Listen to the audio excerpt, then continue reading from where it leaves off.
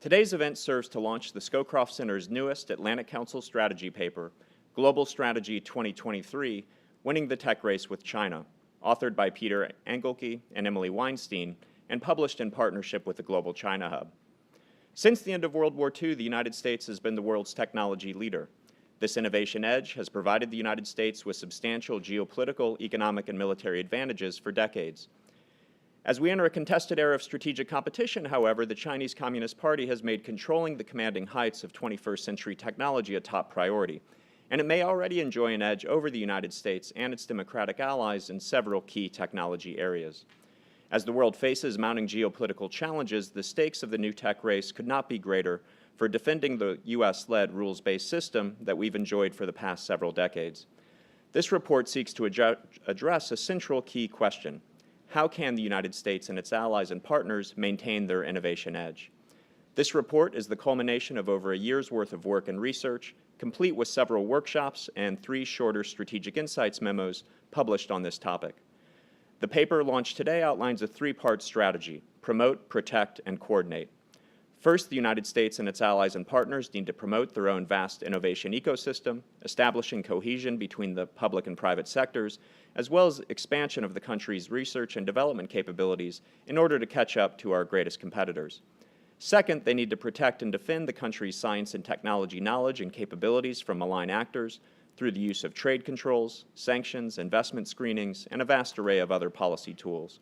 Third and finally, they need to coordinate, building and sustaining relationships with other countries in and around the tech strategy and policy space.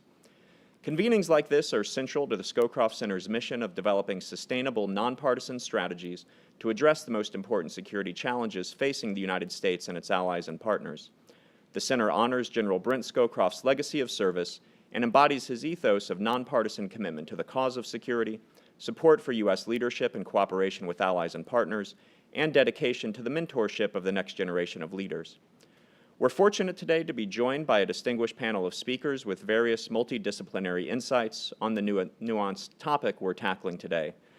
Today we're joined by Charles Barnett, Vice President, China and Transformational Exports Programs from the Export-Import Bank of the United States, Brendan Groves, Vice President of Regulatory and Policy Affairs from Skydio, Emily Weinstein, non-resident senior fellow with the Global China Hub here at the Atlantic Council, and a research fellow with the Georgetown University Center for Security and Emerging Technology, Helen Zhang, co-founder, Intrigue Media, and today's panel will be moderated by Kate Marino, business editor at Axios.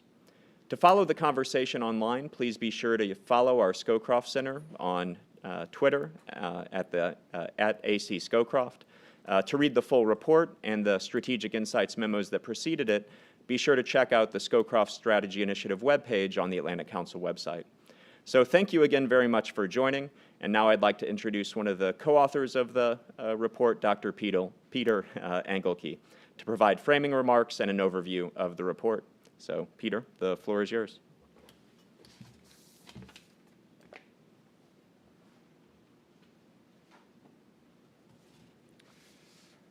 All right, thank you, Matt. So as Matt said, yes, my name is Peter Engelke, and I am the Deputy Director and Senior Fellow for Foresight here at the Atlantic Council, and I am the co-author with Emily Weinstein of the report being launched today, and that is the purpose of this event.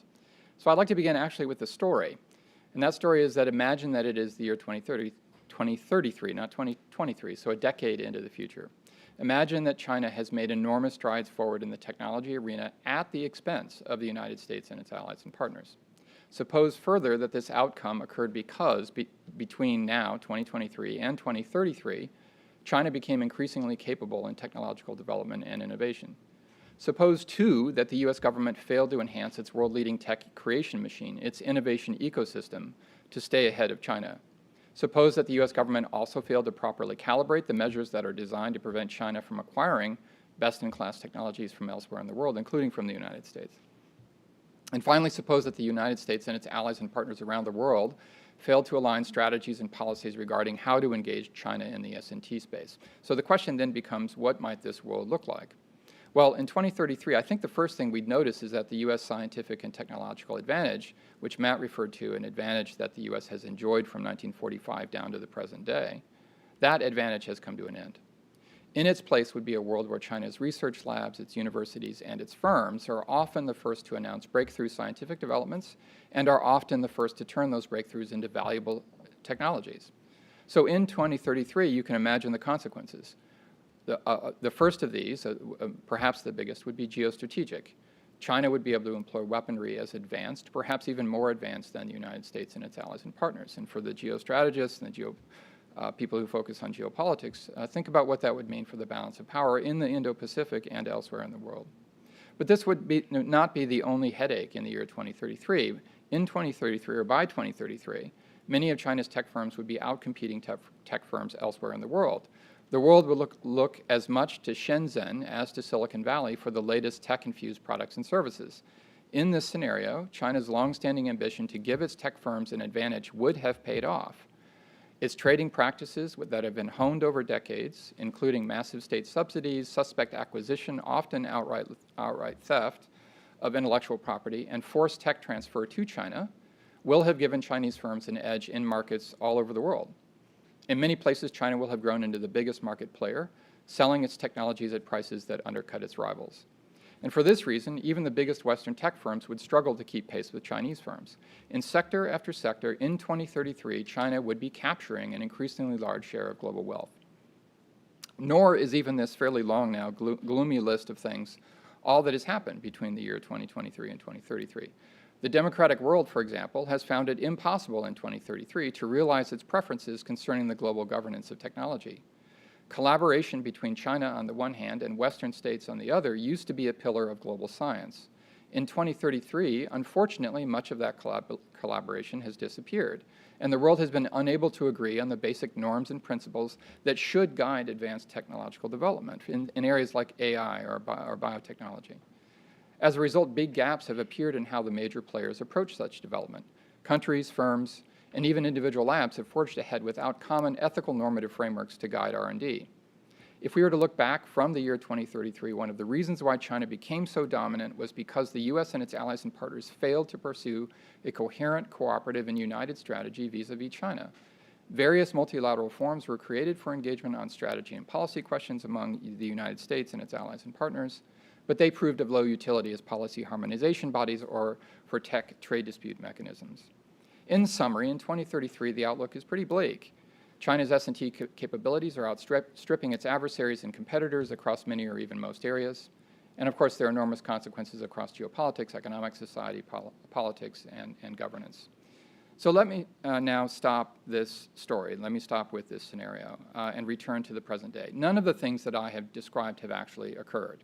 But the scenario that I have just described also is a very plausible one, in that China might become the world's clear S&T leaders by the 2030s. If that were to happen, there would be profound consequences, only some of which I've described. And this is the major reason why we at the Atlantic Council Scowcroft Center and the Global China Hub conducted this year-long effort. We did so because we wanted to ask some really big questions about this technology competition between the U.S. and China, what we've called a tech race, between the U.S. and its allies and partners on the one hand, and China on the other hand.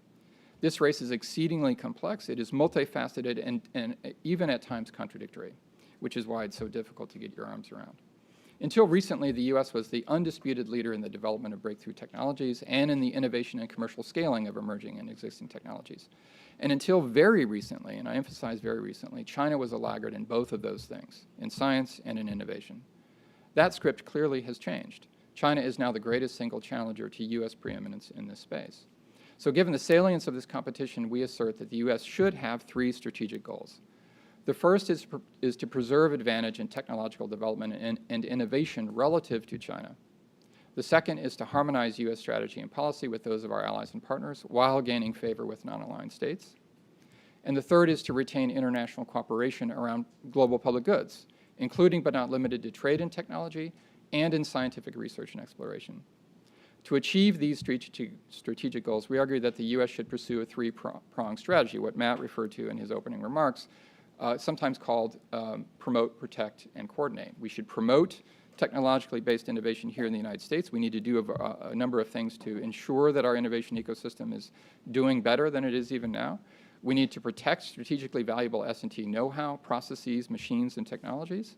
And we need to coordinate closely with allies and partners. So let me go to the promotion side. On the promotion side, the U.S. government, in partnership with state and local governments, the private sector and academia, will need to reposition and recalibrate its policies and investments to build out and strengthen its innovation ecosystem. On the protect side, the U.S. government needs to smartly deploy its range of tools, including trade controls, sanctions, investment screening, and more, to protect the most sensitive S&T knowledge and capabilities. And on the coordination side, which we might call tech diplomacy, the U.S. needs to ensure that its strategies and policies positively influence as many allies, partners, and even non-aligned states as possible, while continuing to engage with China. The difficulty, of course, as you can imagine, lies in squaring the many interests and priorities of the United States with those of its allies and partners, with those of non-aligned states, and even with those of China itself. Now, no strategy is without risk, and ours presents a couple of major sets of risks in pursuing a strategy that we map out.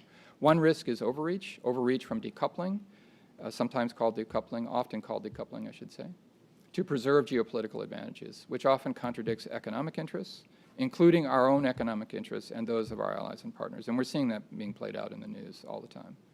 A second risk is the harm that this competition might inflict on global public goods provision, including a failure to continue cooperation surrounding S&T research. That's important because international S&T cooperation is critical for solving global problems, for example, climate change. In a final section to our report, which I hope obviously all of you will read, we offer 10 recommendations to policymakers as follows. First, to restore and sustain public R&D funding for scientific and technological advancement in the United States. Second, improve and sustain STEM education and skills training in the United States. Third, craft a more diverse and inclusive tech sector. Fourth, attract and retain highly skilled talent from abroad. Fifth, support whole of government tech strategy development. Sixth, ensure private sector firms remain at the cutting edge of global competitiveness. There's a suite of policies that are relevant in that one recommendation. Seventh, improve S&T intelligence and counterintelligence vis-a-vis China. Eighth, ensure calibrated development and application of punitive measures. Ninth, build out and sustain robust multilateral institutions that are focused on this tech race. 10th, engage with China as it cannot be avoided. Now, that last recommendation is important. The tech race with China is not now, and hopefully never will become, a zero-sum competition. The United States, our allies and partners, non-aligned states, and China all have much to gain from trade and exchange in scientific and technological knowledge, goods, and services. But they also have much to lose, and we have to remember that. So having said that, I'd like now to turn to introduce Kate Marino, who is the business editor at Axios and the moderator of our panel for the next part of our event. Thank you very much. Hi, everyone, and thanks, Peter. I'm Kate. I'm business and markets editor at Axios. And to kick it off, I'll just have all of our panelists introduce themselves and talk a little bit about how you come to this topic. Start with Emily. Sure. I'm Emily Weinstein, and as Matt said earlier, I am a non-resident fellow here at the Atlantic Council in the Global China Hub. I spend my full-time job over at Georgetown University at the Center for Security and Emerging Technology. I, as a co-author of this piece, come to this issue as someone who's studied China for a while now. I started my career, I should say, as someone who wanted to bring the U.S. and China together. Obviously, one person can't do that, and I think a lot of us who initially got into China studies over the past few decades really wanted to be that bridge. But now it's about mitigating what's happening with the relationship. So focusing on science and technology, obviously, is a really important piece of the U.S.-China relationship. Obviously, it's one of many. But Peter and I spent the past year really trying to dig into the specifics of as he mentioned, this three-pronged approach, this promote, protect, and coordinate, which we think is the best way to go about navigating our relationship with China in a way that is, as Peter alluded, not pushing us towards something that is more zero-sum. Thanks. Brendan?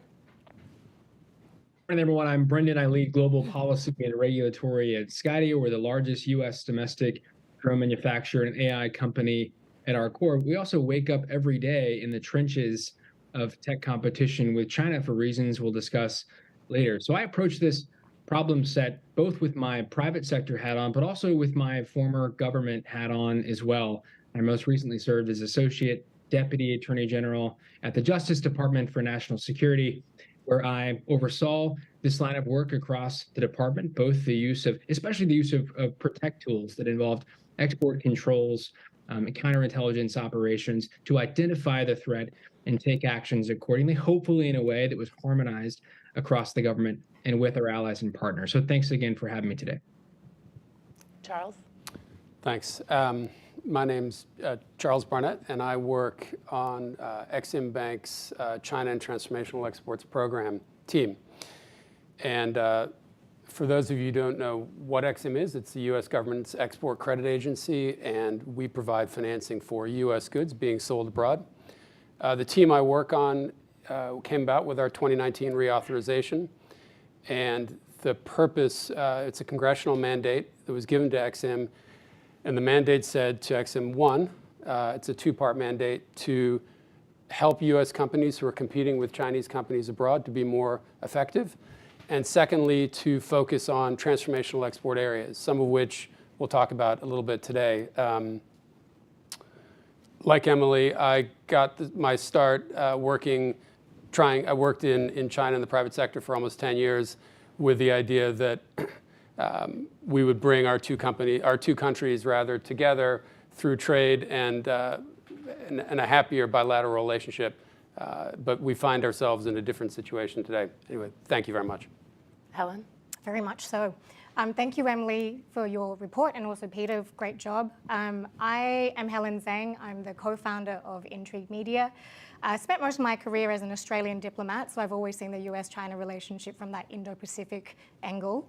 And so Intrigue Media produces a daily expert but irreverent briefing on global affairs. So my approach to this is really through a nuanced take on what it is that's going on behind the US-China landscape, beyond sort of technology, supply chains, and geopolitics. Great. All right, well, just to set the table, let's kind of build on the picture that Peter painted for us by talking about just what's at stake in this tech race from all of your unique vantage points. Charles, you want to start it off? Sure. Working at Exim, I've been there for the better part of 2 decades, and we've watched this challenge grow over time. We've seen that U.S. companies who are competing for sales abroad have started to face increasingly highly competitive, I would say concessional in some cases, financing and opaque financing provided by the PRC for Chinese companies who are competing in these third countries. And Exim spends billions of dollars a year. We support, I should say, billions of dollars a year in U.S. exports.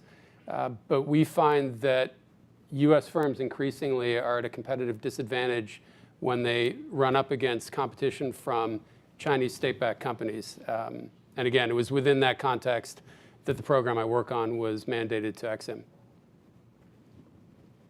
Helen? Yeah, I think, for me, a lot of the thinking when I think about this is sort of how the allies are thinking about this. And I know we talked about this in sort of the coordinate point.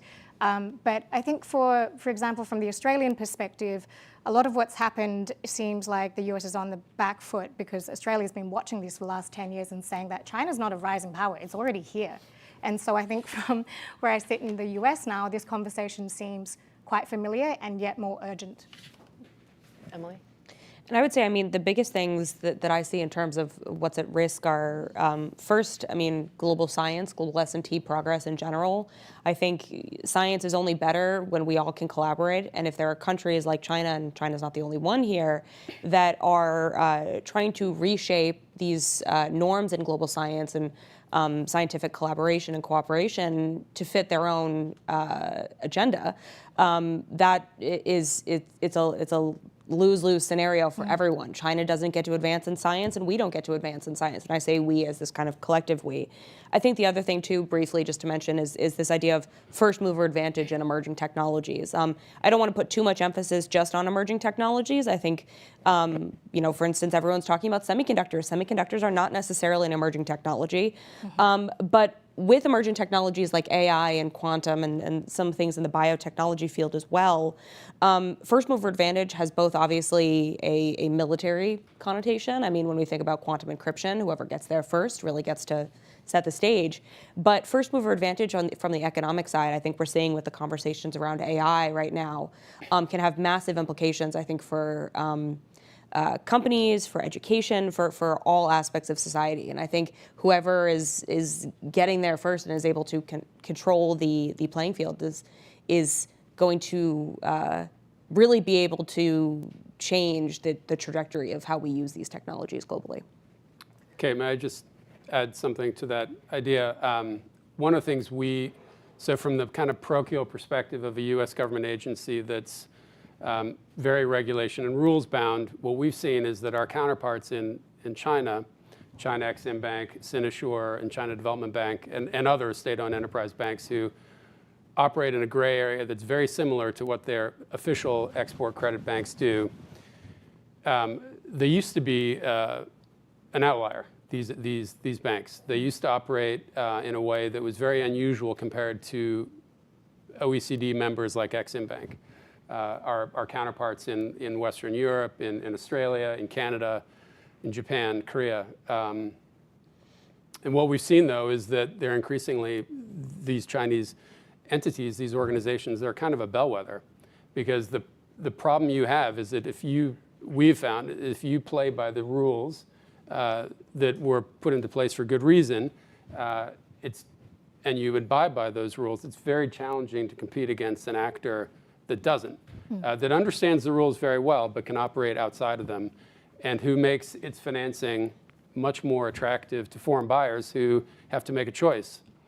Do they go with the ESG compliant, technically more competent model when they're doing a new project, or do they go with the quick money without the strings attached to that quick money being immediately apparent to them?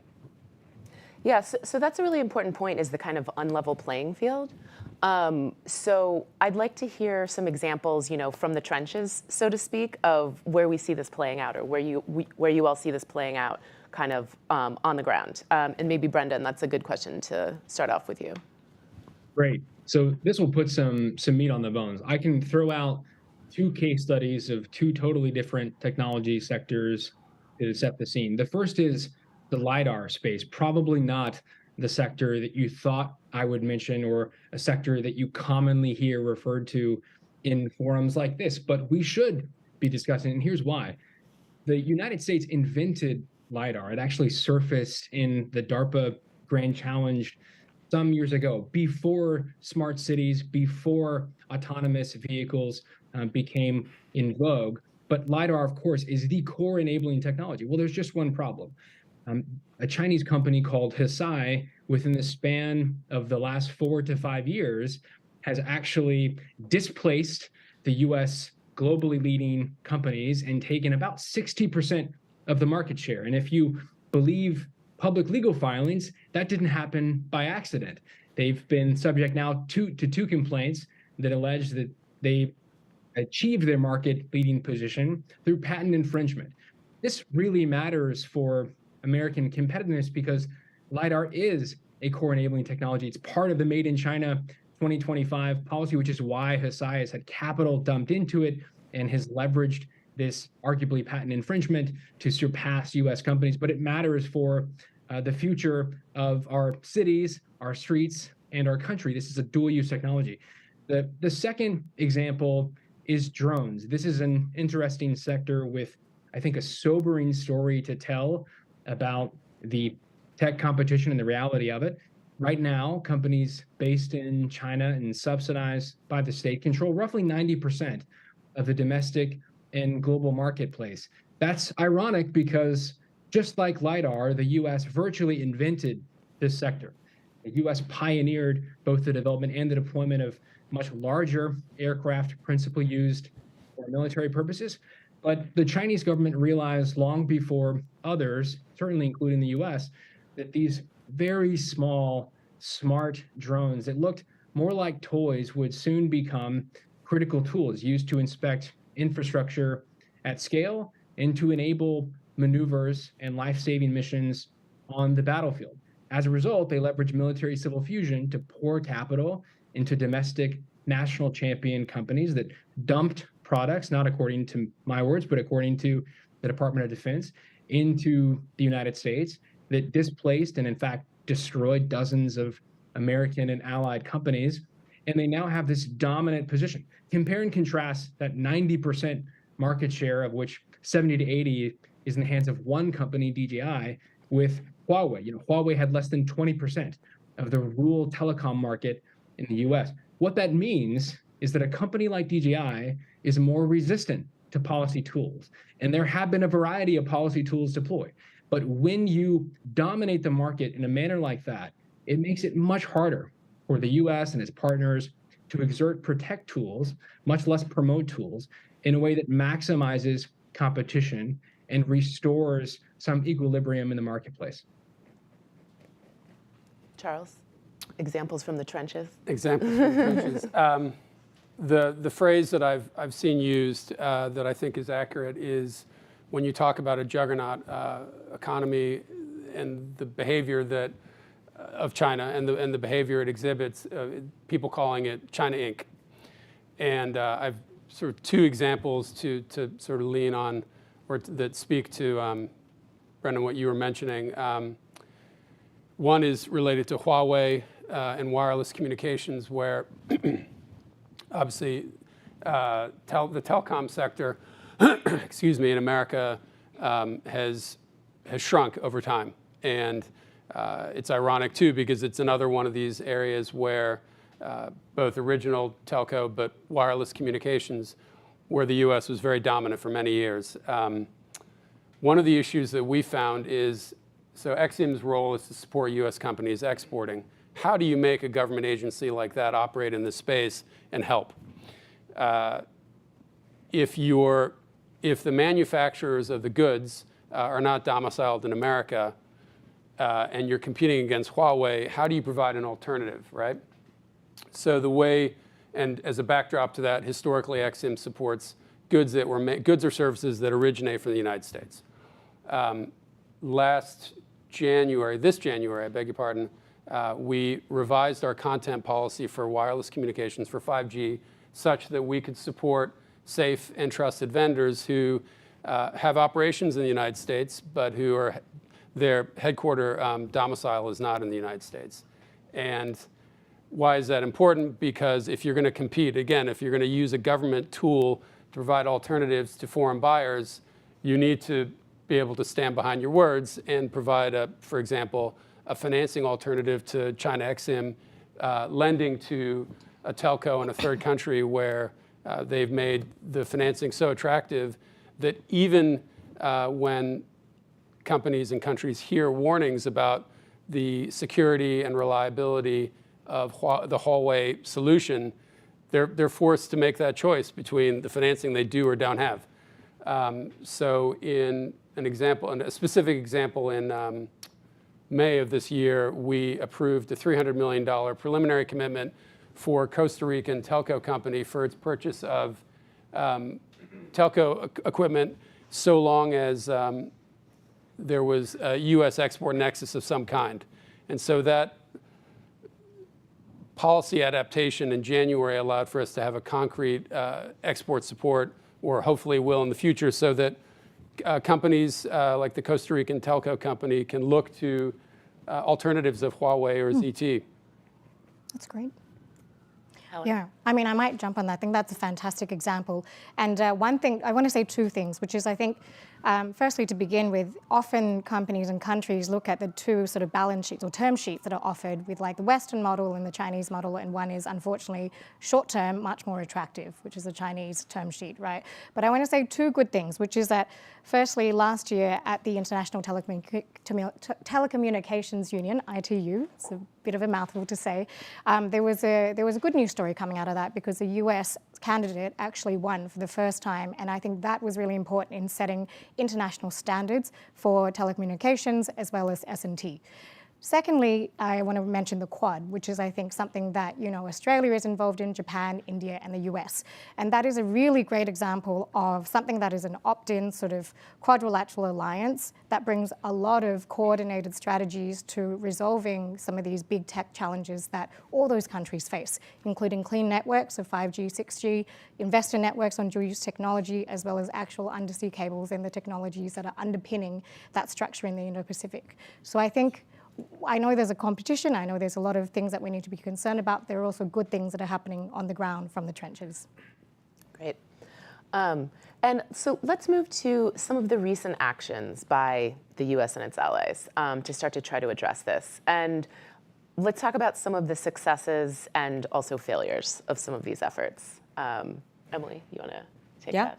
No, I'm happy to. I mean, hard to judge, I would say, the total success or failure of some of these since they are so new. But I think what the U.S. government has been doing with semiconductors in particular has been very interesting, because I think it's one of our first examples in, I would say, the past few decades in kind of the post-Cold War era, where we see a quasi-industrial policy coming out here, where we actually see both these promote, protect, and coordinate policies happening simultaneously on the same topic. So, for instance, we had on the protect side the October 7th export controls in 2022 that really tried to limit China's access to U.S. origin advanced node semiconductors and the equipment used to manufacture those.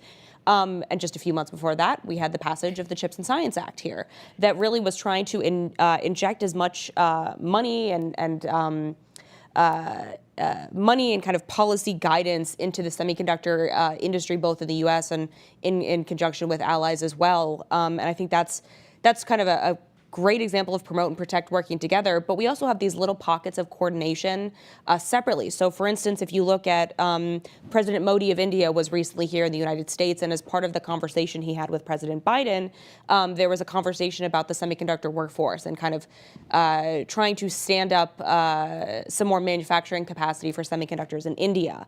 You see conversations happening with Japan and South Korea. Semiconductors were a big part of the conversation with the G7 as well. So you see all of these different things happening in coordination.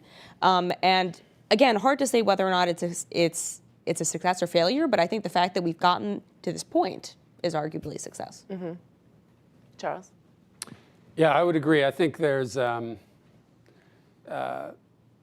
overwhelming response from, I can give you a couple big and small examples, but I would say before I do, just an exuberant and very enthusiastic response on the part of our government and governments all over the world. I was thinking about there's a U.S.-Australian compact for clean energy and climate change that was just signed a few weeks ago with a push towards a lot of what I do, which is critical minerals feeding into the battery supply chain. So that's sort of a bigger bilateral, obviously the IRA, the Inflation Reduction Act, the IPEF as well in the region for trade, that's very important. Yeah, there's a partnership for global infrastructure and investment that it's a G7 kind of response to basically the BRI and an attempt to find ways to support projects in a way that meet sort of more transparent financing and funding standards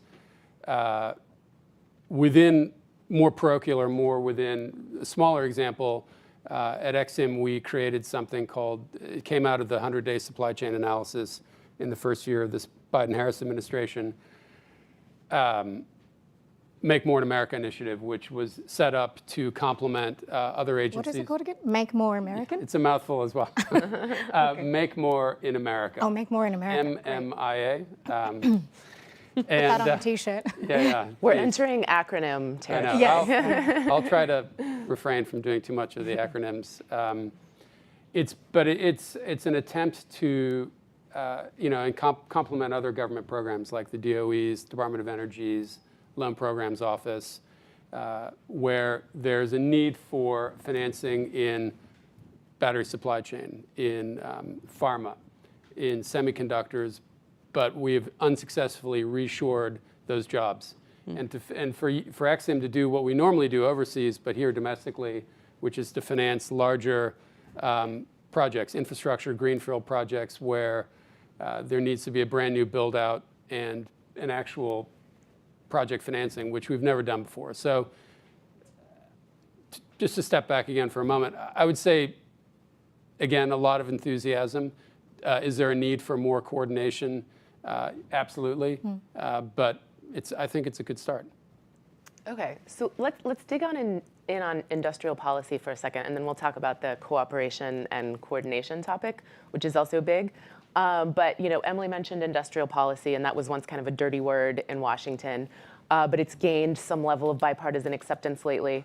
Are there tensions between calls for action and the U.S.'s kind of historical stance of staying out, at least somewhat staying out of the private sector? And how can the U.S. responsibly promote technological leadership while avoiding PRC-style, top-down, prescriptive planning? Brendan? It's a great question, and one that's highly pertinent to policymakers in both parties now.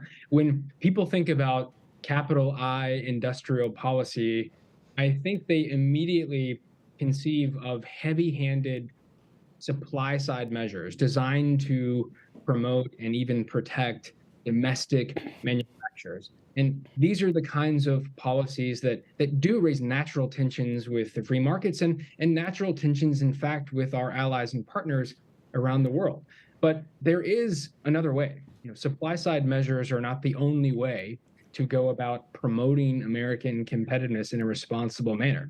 There are also demand-side measures. This is maybe an underutilized tool that has a lot of promise if wielded well. And by demand-side measures, I mean measures designed to support not manufacturers, but end users. And those take a couple of forms. They could take the form of tax credits. The EV tax credit is arguably an example of demand-side measures. They can take the form of tailored federal grants for end users. And there are a couple of features of these demand-side programs that commend them. One is that they maximize public choice naturally, right? The market is doing the choosing. Now, maybe the market is directed by the grant program that thou shalt choose a product or service manufactured and engineered in the United States, but the market ultimately is still doing the choosing from one of among a number of options. And the second is that demand-side measures can clearly signal to private investors the market opportunity. And that has the effect of enabling a 2-for-1 special. So for a relatively low level of government investment, you can force multiply that, with oftentimes a far larger investment on the part of the private sector that sees the opportunity and doubles down on it, thereby amplifying limited public dollars to serve a larger public and private purpose. So I do think it's important to disaggregate industrial policy, to break it down and to understand that there are some smarter, more nimble, more agile ways to achieve American competitiveness without necessarily trampling on free market principles. And Charles, from the government perspective, how do you think about industrial policy and interventions? I think I tend to agree with Brendan. I think and I agree with the way you framed it in your question, which is tensions do exist. The struggle is real, for sure.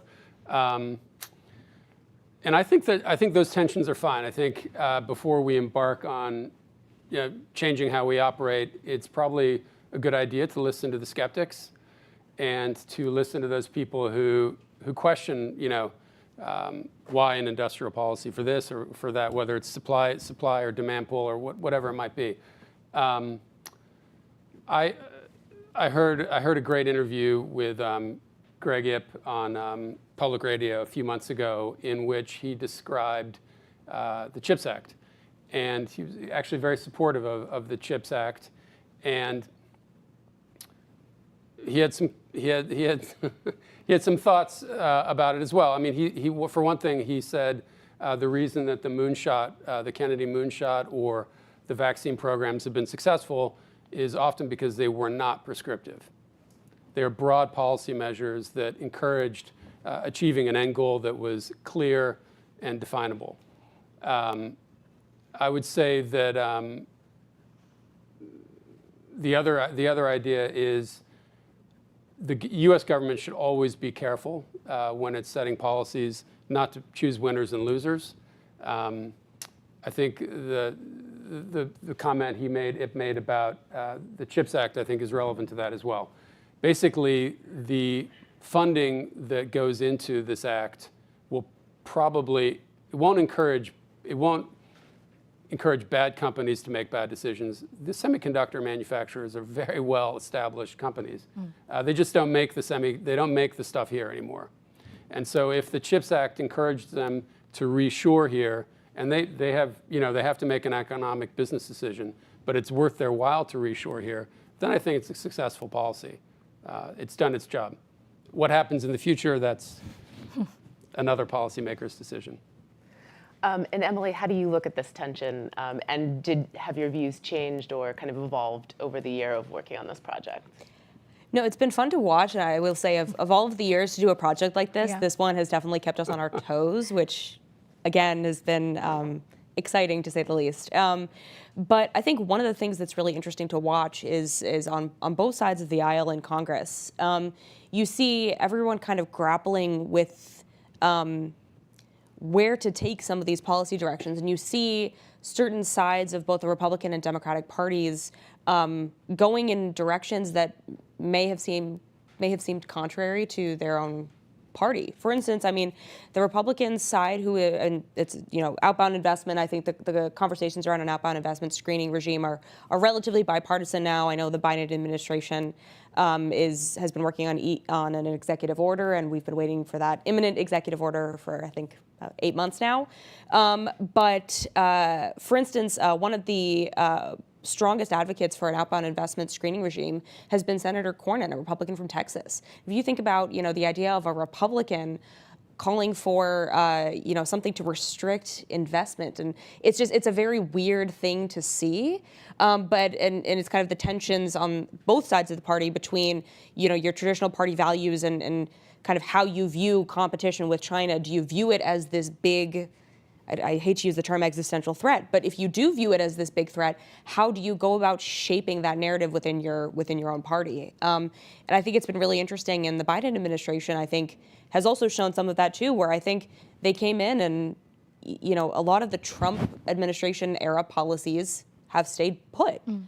They might have been fine-tuned or kind of adjusted here and there, but for the most part, we've stayed on the same trajectory when it comes to tech competition with China. So I think it's really interesting to see from a domestic political perspective how different parties are kind of grappling with this. And obviously industrial policy is the big one, where I think everyone initially was scared of the term, but now, particularly in light of the CHIPS and Science Act, I feel like most people are, at least they don't, outwardly cringe when you say the word now. It's at least somewhat more welcomed in policy circles. So let's move on and talk about cooperation with allies, which is very crucial but very difficult. What are some of the challenges and dynamics that you're seeing, Helen, in your work with cooperation? I mean, that's a great question. I want to jump on a point that Brendan had mentioned earlier about sort of the demand side and end user tax credits for EVs.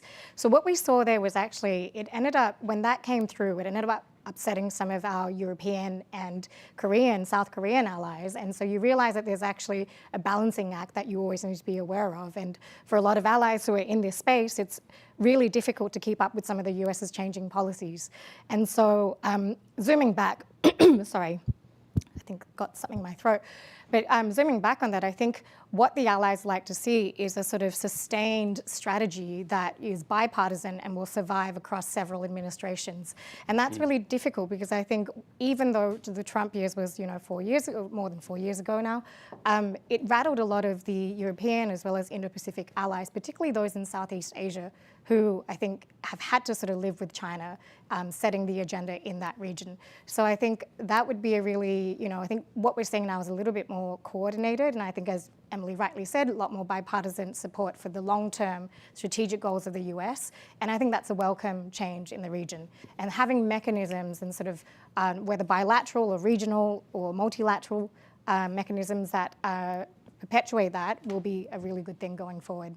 And if I could just add something really quickly, I think one of the interesting pieces of this too is I think other parts of the world, and you alluded to this when you mentioned Southeast Asia, are still grappling with trying to not pick sides when it comes to dealing with the U.S. and China and this ongoing competition. And I think because of that, we're seeing a lot more of these plurilateral, bilateral type institutions popping up instead of larger multilateral organizations or even de facto organizations. I mean, think about the Allied response to the invasion of Russia, where we had about 38, 40, the Russian invasion of Ukraine, where we had about, the weekend is haunting me still. Where we had very quickly almost 40 countries sign on to impose similar controls on Russia. I don't think if God forbid, a similar situation happened vis-a-vis China and perhaps Taiwan, I don't think we'd see the same response for a whole host of reasons.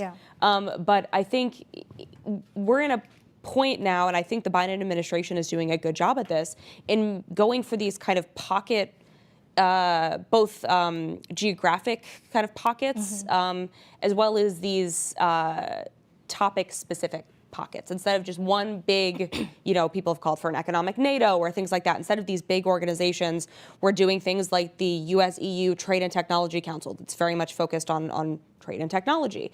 We have AUKUS with Australia and the UK, where we're very much focused more on the military side of things. And I think doing that is helping to bring perhaps more allies on board, because it's not putting them necessarily in a position where they have to pick sides, but they can be a little bit more flexible. It's more like a la carte, right? And I think that's what the world is moving towards. I think everyone in Southeast Asia understands that it's a multipolar region now. And so in some ways they've got the choice, but then also the US offering has to be much more attractive. So I would add, I think that has to be, at the end of the day, the alternative needs to be relatively painless, and it has to work. I mean, I think that's the Chinese government's success story of the last 20 years has been that when it went into markets and made money available to develop projects in those countries, they made it easy. I mean, at least at first, not without challenges later. And I think your comment before, Helen, about the life cost of a project versus the upfront, seemingly less expensive China XM model versus a Western or Japanese Korean financing model, which seemed more complicated, had more strings attached. I think oftentimes these countries look back in hindsight and say, maybe that wasn't such a great idea.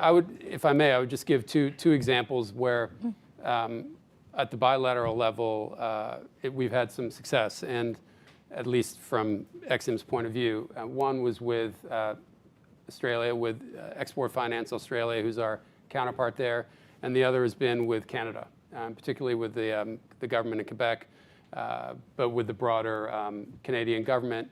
These are two countries with lots of critical minerals that we're looking to find ways for, if you're a Ford or you're a Tesla or you're a GM and you want to if Ford wants to build 3 new battery factories, for example, they'll need the stuff that goes in those batteries, right? And so where do you get that from?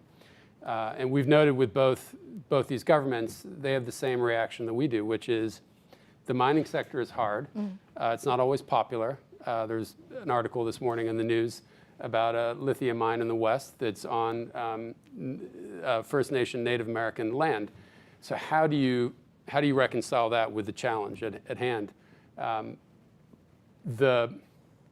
No matter how much we all want to have battery factories, the supply response to that demand is very slow in mining. And so that's one area where we feel like if the US, with its allies, with the Australians, the Canadians, or other allies and friendly countries, can crowd in by making some of the financing more attractive at the outset, crowd in that private investment, then we can back off again.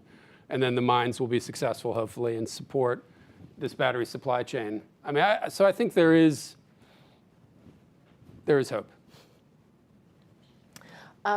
Emily, how is China viewing these recent actions from the U.S. and allies of waking up to what's happening? It's been fun to watch the Chinese reaction too, because I don't think it's exactly what I expected it to be. everyone over the past 5-10 years has been watching the buildup of this wolf warrior diplomacy. Everyone's thinking of, Zhao Lijian and some of these big kind of wolf warrior leaders that were in the Ministry of Foreign Affairs who often had big, very inflammatory statements about U.S. policy. But in a lot of cases, particularly as it relates to some of the U.S. policies over the past year or so, particularly actually since Russia's invasion of Ukraine, China has been relatively more subdued than maybe some folks expected them to be. Some people have been arguing that the latest action against Micron, the memory chip company, is perhaps the first in a series of retaliatory measures. Hard to say, exactly why Micron, why now. But for the most part, I think China is doing a little bit of sitting back and biding its time. I think there is opportunity, maybe particularly as it relates to allies and partners, actually more on the non-aligned countries, for China to watch and see as the U.S. continues to throw all of these policies out, if it pushes countries in a direction perhaps closer to China, and this gives China an opportunity to pull some folks onto its side. Not again that this is zero-sum, but gain some favor with some other folks. So I think China is somewhat enjoying a little bit of a second mover advantage when it comes to deploying some of these policies, at least the outward-facing ones. Within China, I mean, there's a lot of efforts to, improve basic science, do these things that they've been doing for a long time. Back to Made in China 2025, doing a lot of things, pushing towards indigenization, self-sufficiency, all of that's still happening. But in terms of how China wants to go about enacting pain, perhaps, on the United States, we've seen them start to try to close their doors on data. Again, that's been a thing for as long as we can remember. The Great Firewall has existed for more than 10, 15 years at this point.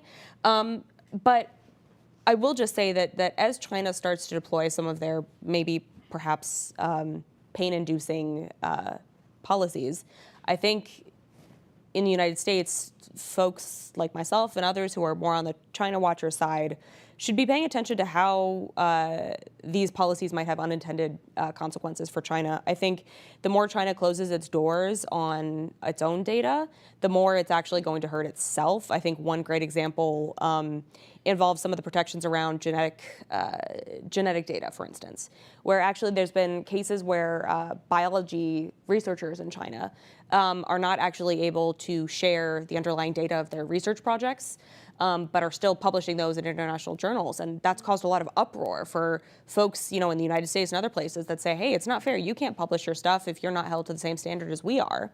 So in terms of improving its own capacity in certain technological fields, particularly biology, which is so important, I don't necessarily know that China is fully aware of the unintended consequences, but I think they are closely watching them. All right, well, we are about out of time. There's so much more we could have discussed, but our time has come to an end. So thank you so much, everyone, for sharing your insights. And I'll turn it over to Peter for closing remarks. Great. Thank you so much, Kate, and thank you, of course, to all of our panelists for such a great discussion this morning. As you heard from Matt at the start of this event, this report is the culmination of over a year's worth of work and research, and I think that showed actually in the conversation this morning among our panelists, including, of course, with Emily and the others. And that work and research was complete with over 4 successfully executed workshops during the course of the year and 3 strategic insights memos that Emily and I published on this topic, as well as, of course, the report that we put out today. So the strategy that we present here today offers a roadmap for the U.S. to avoid the alternative world that I detailed in my earlier remarks, and also to avoid many of the pitfalls that you heard from the panelists today. Getting to this place, of course, will not be easy, but by following the 3 elements that we talked about at some length on the panel, and that we talk about in some length in the report, promote, protect, coordinate, the U.S. can be an effective coordinator with China and can of course, stay ahead in the tech race, as we call it. So on behalf of the Scowcroft Center, the Global China Hub, my co-author Emily, and myself, thank you all for joining us this morning.